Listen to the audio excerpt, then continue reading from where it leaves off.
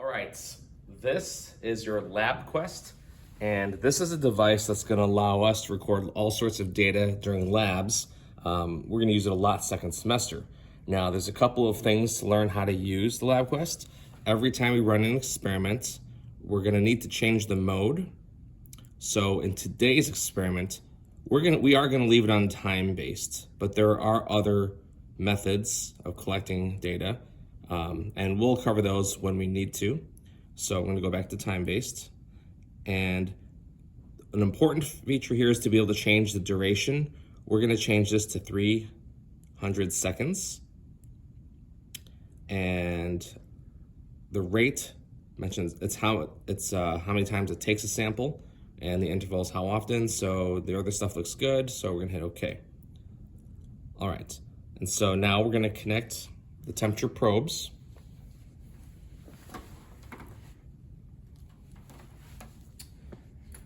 Whenever you connect the temperature, notice for today's lab, we have filter paper that's been wrapped around the temperature probe, and the filter paper is held on by an orthodontic rubber band.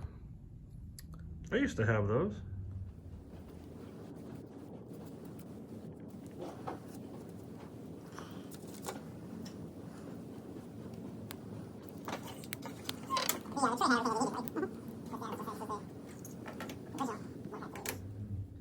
I never had braces.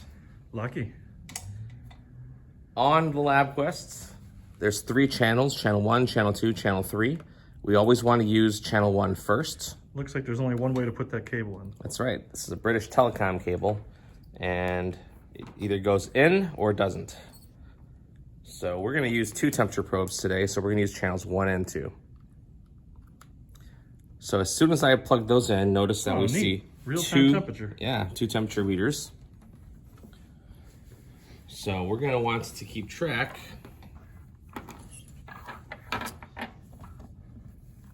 Temperature, or channel 1 is the red line, channel 2 is the blue line. And we're going to start with our 2 first substances. Pentane, it looks like it's going to be channel 2. And butanol is going to be channel 1. So we're going to start by soaking the filter papers. And after they've soaked for a few minutes, then we're going to start our first data collection. Okay, so you're just going to put the temperature probes in there. I'm going to hold this one, because I don't want this to fall over. It's a good idea because these wires are top heavy. All right, so you're just sticking it into the Hold liquid. it at the rim right here. That way you don't heat it up. There you go. That's a good point. I was holding down at the bottom, and we want these liquids to be pretty much the same temperature. They've been sitting overnight. So All right, we've got our temperature probes sitting in the different liquids now, and they've achieved the same temperatures. So now we're ready to start. We have our time set for 300 seconds, so that's 5 minutes. Some of these will be done before 5 minutes. Some of them will take the whole 5 minutes. We'll kind of just see how each one goes. All right, and so I'm gonna press start, and we're gonna establish a couple seconds of, let's go ahead and, get a couple seconds worth of data here before I pull. All right, so this graph is showing temperature as a function of time. Okay. Looks like the lines are level right now. Okay, that's about what we expect. All right, he's taking them out at the same time. And we're just gonna counterweight the backside. We're gonna hang them over the edge of the lab table. And we're just gonna let them naturally evaporate. Okay. You can start to see the massive temperature change already in one of them. Yeah, one of them's shooting down. That's the blue line, right? Yes. So that's channel 2. That's channel 2, which is pentane. Okay, so we're gonna let this go.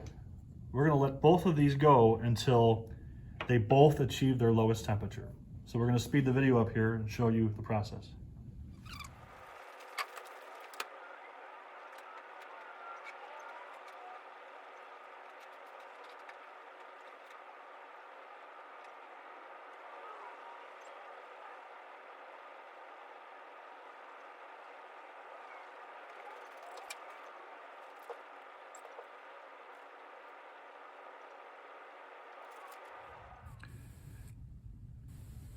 Okay, so we have finished trial 1, or run 1, and it's time for us to analyze the data. Now, the way we do that is we will click on Analyze, and we go to Statistics, and then we can check temperature for red. Okay, now red is channel 1. It says here, you can see it clearly says the minimum temperature of 17.3 and the maximum temperature of 21.2. Now on your lab itself, which I have pulled up here on the iPad, you have a data table for this information, and it'd be a good idea for you to annotate, just like we are, that butanol is run 1 channel 1, pentane is run 1 channel 2. And we're just going to write that data in. So if you remember, I told you that the maximum was 21.2, so we're going to write that in.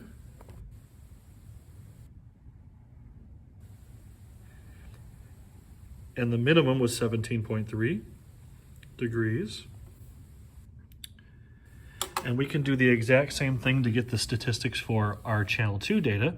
Once again, we'll go to Analyze, we'll go Statistics, and we'll check the other box. And you see it still shows channel 1 here, but if we scroll down, we can view the information for channel 2.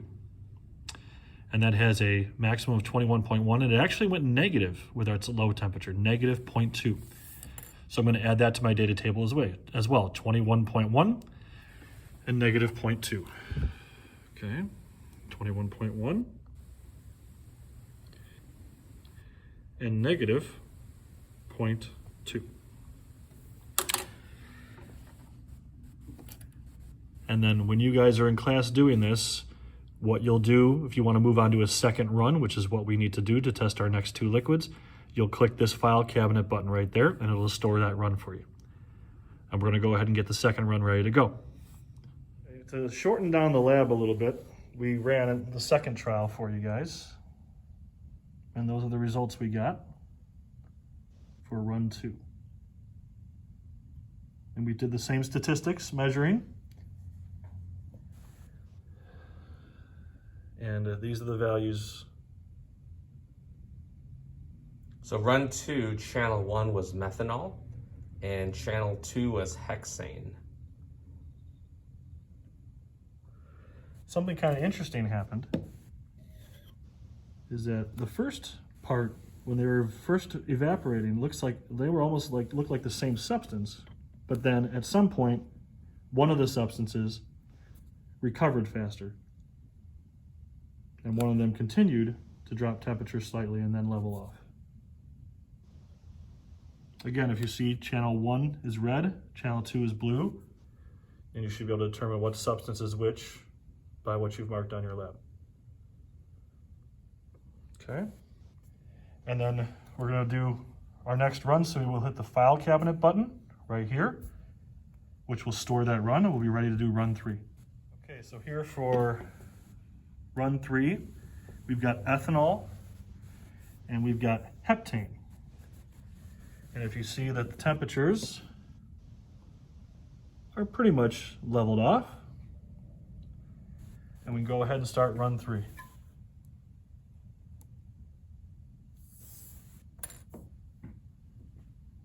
So just like the last time, we're going to let it go for a few seconds, confirm that it's measuring.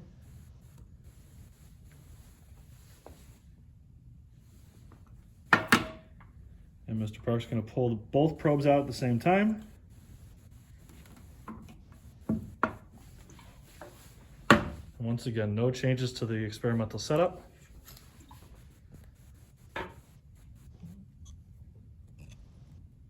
And we will let that go.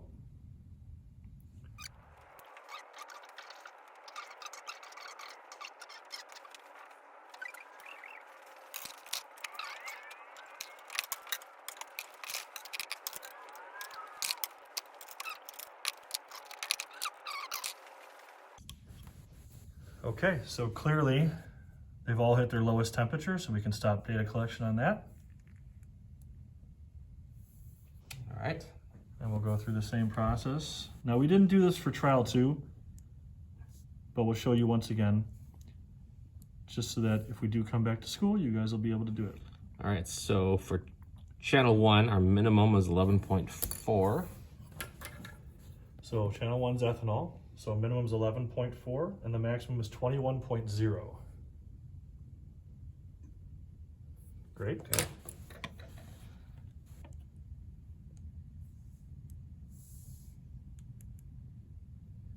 Channel 2 is heptane, and it looks like the minimum is 12.8 and the maximum is 21.0. Now, if you notice, not every starting temperature is identical. They're all close, but it doesn't really matter because we're trying to find the change in temperature. So the change in temperature is we're going to figure out by subtracting, right? Find the difference between the two values. And since every temperature has gone down, we should have a delta T that is negative in value. So we just finished getting the statistics for run 3, and we want to make sure all the data is saved. So there's this little picture of a file cabinet. This is the store button. If I click on that, it now has stored all of our data. And if I want to recall any of the runs, I can just click on and choose the different runs. Oh, that's pretty neat. And what we want to do is we want to see all of them on the same graph. Now those aren't the same colors as when we ran the individual trials, so don't let the colors deceive you. Right, the colors are still going to be coded correctly based on channels, right? Run 1, channel 1, run 2, run channel 2, and so on. So maybe we can show all those colors. Just scroll down so they can see all the colors on this graph. Okay. But you also have the minimum temperatures that they reach. So they obviously all have different minimum temperatures. So you should be able to identify what substance is what by the minimum that they hit. Right. We can trace which one is which, and you can read the temperature. You can read the temperatures over here on the right-hand side when you trace along the lines. Okay. So the next thing to do is import the graph into your iPad on your graphical. Okay, how will we do that? Well, first you need to find the graphical app. Okay, that's going to be in my science folder because I organize everything. So we've used graphical before. We've always done manual entry in this class, but there's a way to do this now. If you go new experiment, instead of manual entry, we're going to do data sharing. And we're going to allow access to our camera. Now on the lab quest, we need to bring up the QR code. So we hit the Wi-Fi signal, the connectivity signal, produces a QR code. So now if I scan the QR code on my iPad and hit connect, it imports the graph for me. That's pretty cool. Now, unfortunately, because we're in the remote setting, you're not going to be able to get this data directly into your iPad. We're going to have to share a screenshot of this image with you. But you should still be able to zoom in on the picture and estimate what the temperatures are. So you can look at this line and say, oh, that just went just below 0 degrees. And then you could look at your data table and you could identify what that lower line would be based on the data. So the idea is you should be able to identify what each of these 6 lines is in terms of substances, and you should be able to write it on the line. So for example, if you thought this top line was ethanol, not saying that's right or wrong, you would import this graph as a picture into your notability file where it asks you to do it, and then you would annotate in notability and you would simply write the name, and you'd write ethanol there if that's what you thought it was. Okay.